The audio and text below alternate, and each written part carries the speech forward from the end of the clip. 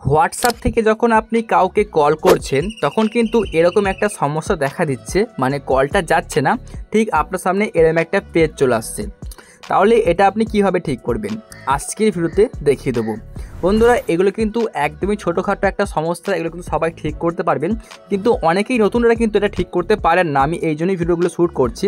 তো গাইস, যখনই আপনি এখানটায় ক্লিক করবেন, দেখুন এখানে শো করছে কল অপশানটা, তখন দেখবেন যে ঠিক আপনার সামনে এই সমস্যাটাই কিন্তু দেখা দেবে। তো গাইস, এগুলো দেখা দেওয়ার কারণ হচ্ছে যে আমরা কিন্তু পারমিশন অ্যালাউ করি না বলে কিন্তু এই সমস্যাগুলো দেখা দেয়।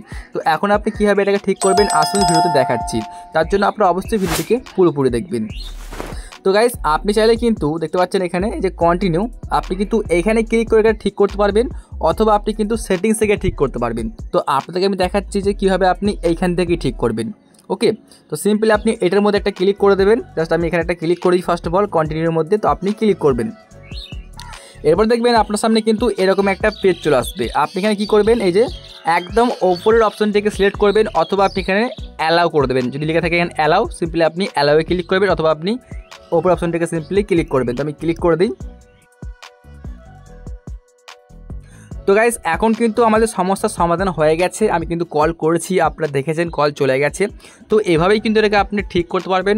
অবশ্যই আপনি যে কোনো অ্যাপ্লিকেশনকে ডাউনলোড করলে সেটাকে কিন্তু আপনি পারমিশন দেবেন, কারণ পারমিশন না দিলে কিন্তু সেই অ্যাপে কোনো রকমই আপনি কাজ করতে পারবেন না। যদি আপনার এই ভিডিওটা ভালো লেগে থাকে তাহলে একটা লাইক করুন, চ্যানেলটিকে সাবস্ক্রাইব করুন। আর যদি আপনার কোনো রকম মোবাইলের সমস্যা থেকে থাকে তাহলে আপনি অবশ্যই আমাকে কমেন্ট করে জানান, আমি কিন্তু সেই টপিকে আপনার জন্য অবশ্যই ভিডিও আপলোড করব। বন্ধুরা, এই ছিল আমার আজকের ভিডিওটি দেখার জন্য আপনাকে অনেক অনেক ধন্যবাদ।